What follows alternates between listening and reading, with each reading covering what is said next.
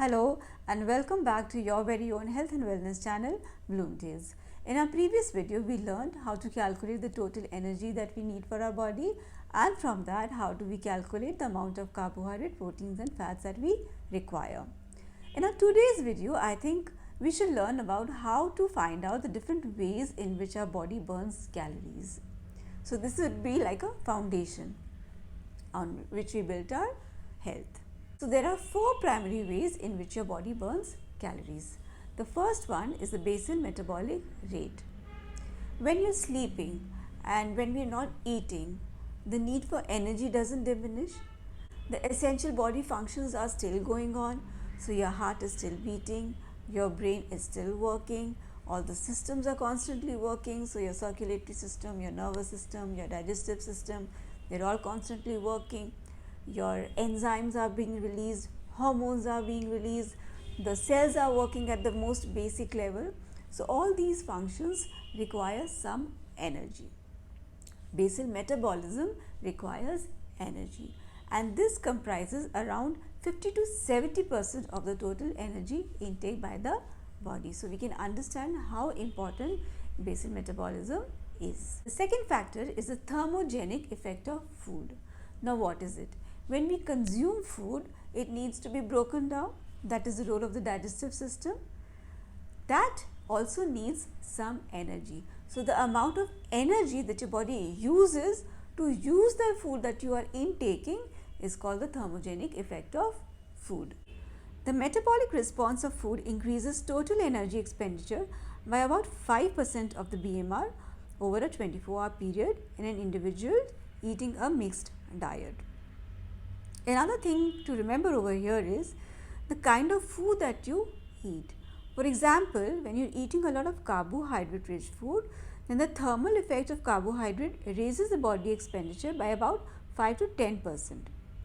Consumption of fat, on the other hand, raises the energy expenditure by 5%, while protein consumption raises energy expenditure by up to 30%, reflecting the more energy intensive process required to process proteins in the body.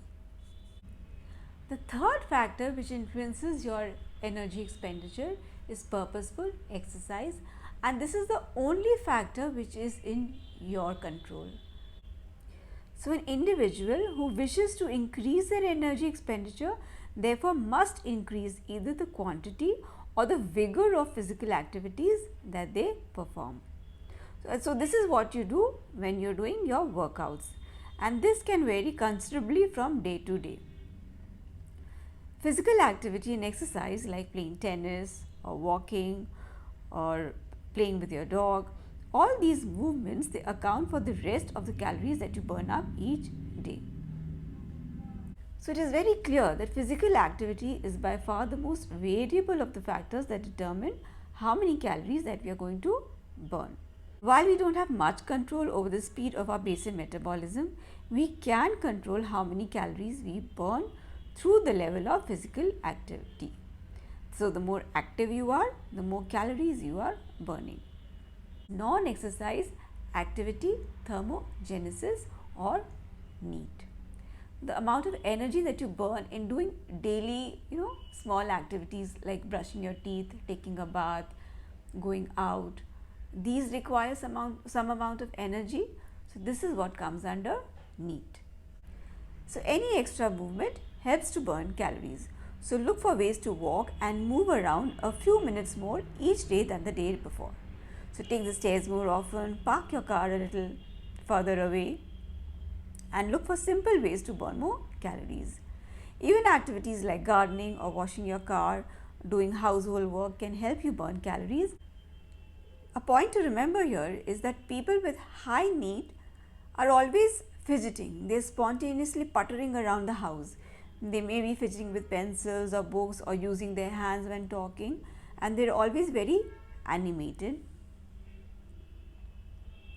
NEAT is genetic and somewhat predictive of who stays lean throughout their lifespan.